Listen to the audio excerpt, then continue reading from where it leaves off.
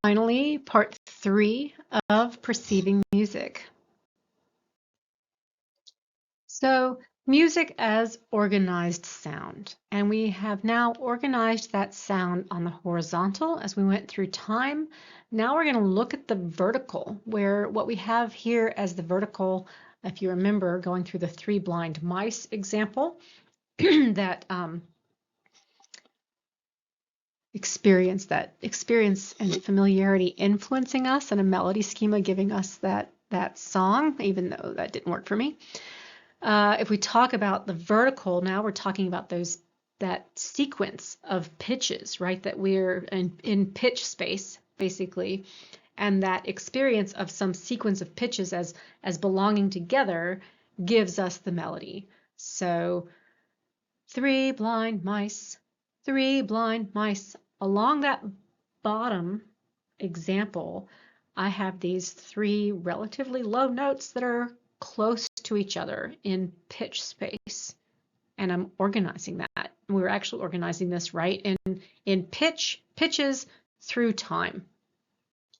As we are creating our musical sequences and these melodies, a common way of separating our melodies into shorter segments, which helps us as far as maintaining some sense of working memory and keeping a phrase. Same reason we want our language to be put into smaller phrases is for easier processing and for easier on our working memory. So a common way of separating melodies into short segments is going to match a little bit what happens when we're at the end of a phrase in language. And you can see sometimes I continue to talk past my phrase as I'm kind of an excitable person, and I do enjoy talking, I suppose.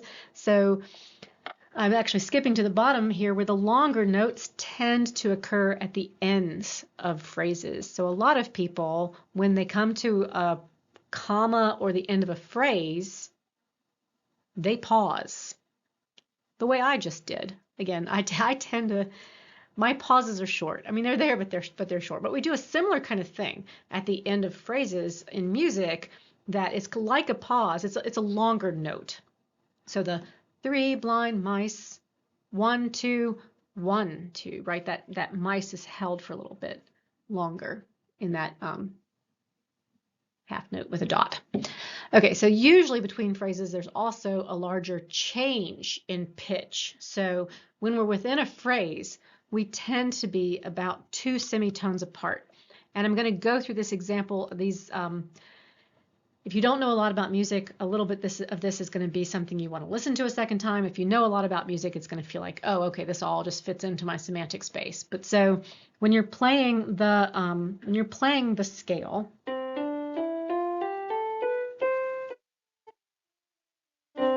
there are 8 notes in that scale, and a lot of them are actually 2 semitones apart. So from C to D and D to E, they're 2 semitones apart because I have a C sharp and I have a D sharp in there. So each of those possible changes is basically a semitone. So when we're playing a scale, we have something, I want to say it's more like 12 semitones that are within that scale, but we're really only playing 8 of those notes within a particular key. So when we're within a phrase, we're really quite close, right? This proximity, and if we talked about this as creating melodies, we tend to create those melodies so that they're close. Those notes are close in proximity in pitch.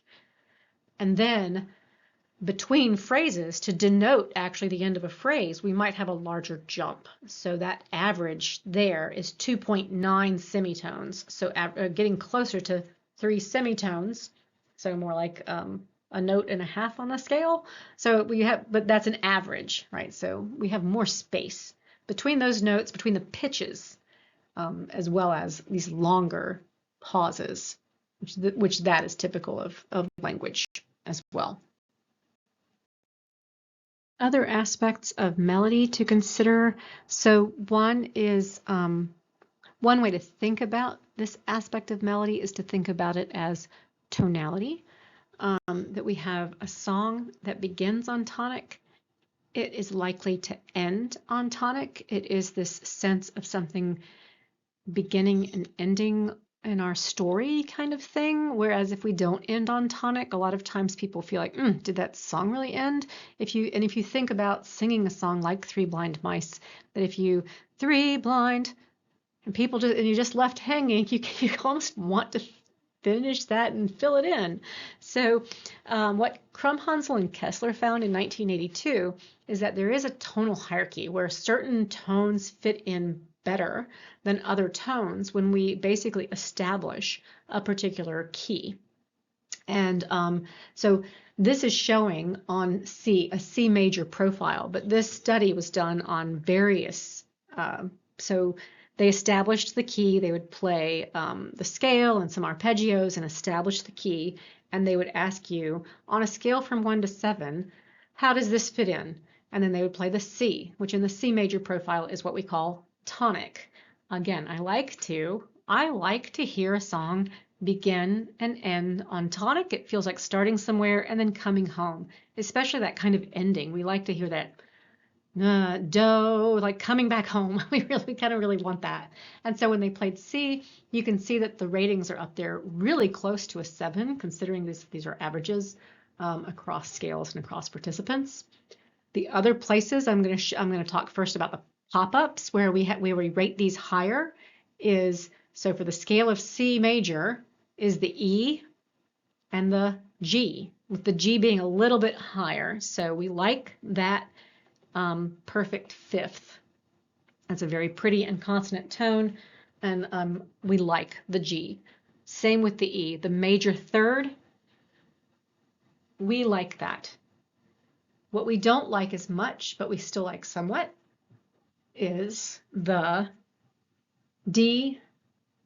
The F has a little pop-up too, which I'll talk about in a second because I just skipped it, and the A and the B. So if you notice that the D, the A, and the B also have little pop-ups compared to things that are not in key, but not quite like the major third or the perfect fifth. We also do like the perfect fourth. And so if I do this on my little keyboard, which again, not my favorite timbre, but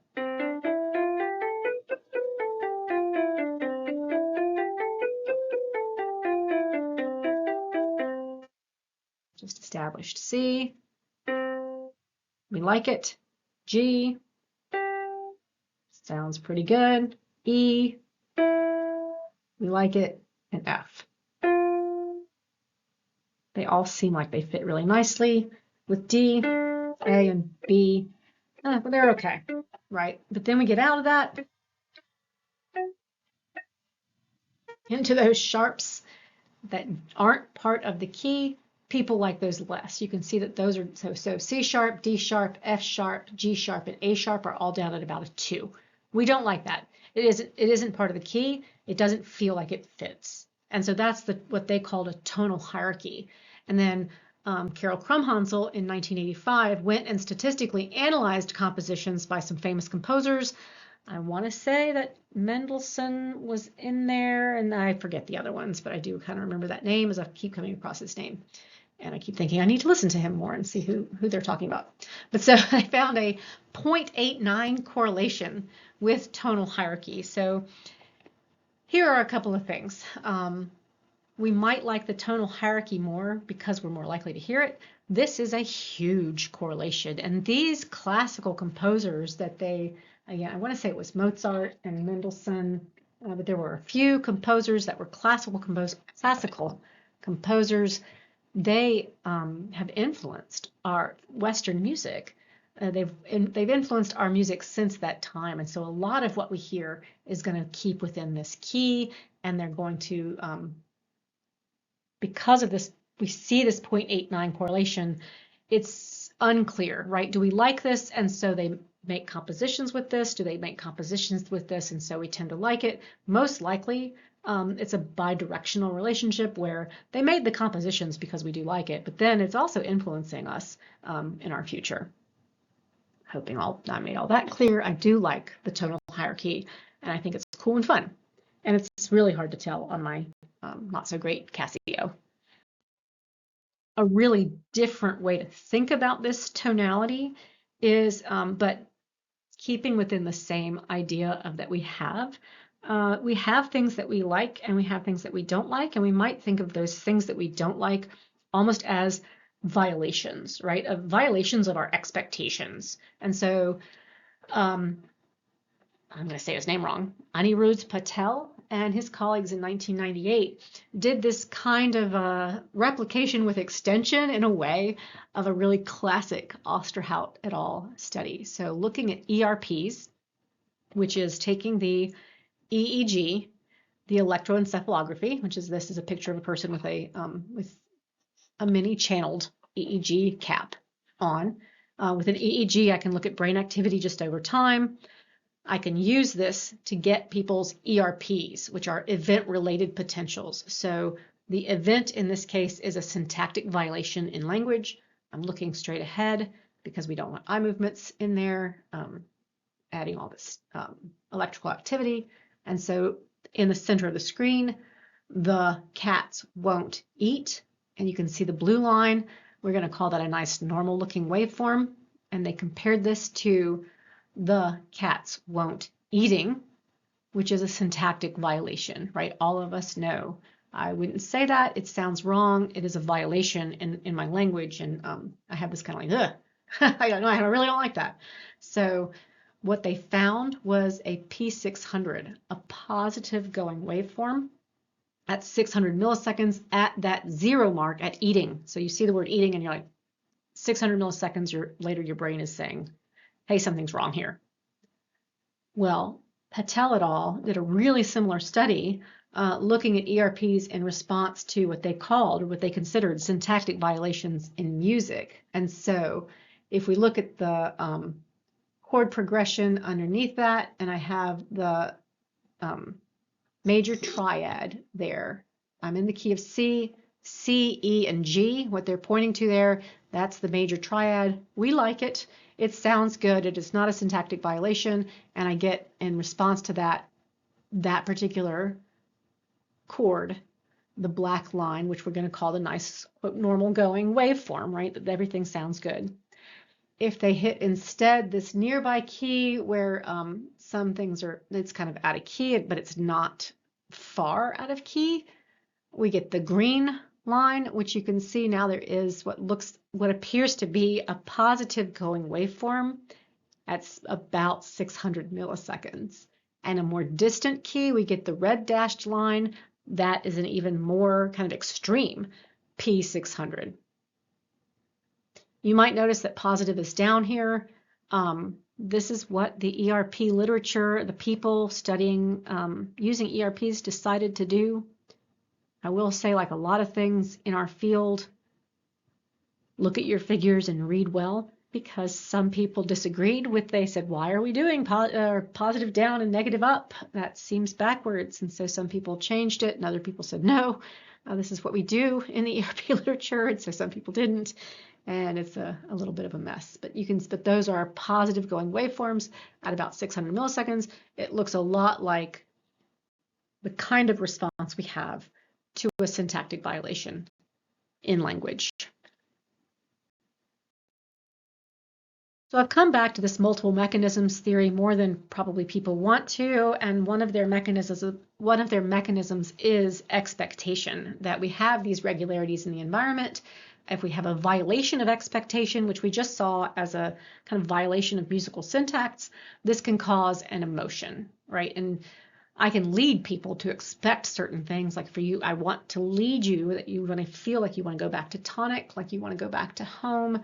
The link in here, which I'm going to give you in Blackboard, it talks about these violations of expectation and how they lead to emotion, and how we can cause this kind of tension, making you want to go home and then pulling you away and causing tension for a little bit longer. This particular he's a conductor. He does an amazing job talking about it. It's a wonderful TED Talk that is emotional and beautifully done in other ways as well. But this idea comes from that Emotion and Meaning in Music by Leonard Meyer from 1956. One of the ways that we can see music influencing our emotions. Another neat study looking at how music influences our emotions comes from Pereira et al. 2011, where they put people in an fMRI and played familiar and unfamiliar songs. And apparently, a familiar song, we see a lot more of the limbic system, those emotional structures of the brain are active in response to those familiar songs. And whether we love the song or hate the song or whatever, if we're familiar with it, it is causing these emotional responses, which I just think that study is really cool. And then I have some citations down there for people who are interested. So David Huron is kind of huge in this field, and he has his own theory of how music influences our emotion. But I will leave that there.